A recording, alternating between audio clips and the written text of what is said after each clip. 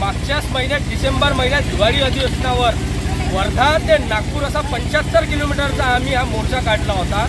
आमच्या मागण्या एकंदरीत अशा आहेत की उमेदचं जे अभियान आहे महाराष्ट्र शासनाचं, त्या उमेद अभियानामध्ये अनेक कॅडर समाविष्ट आहेत।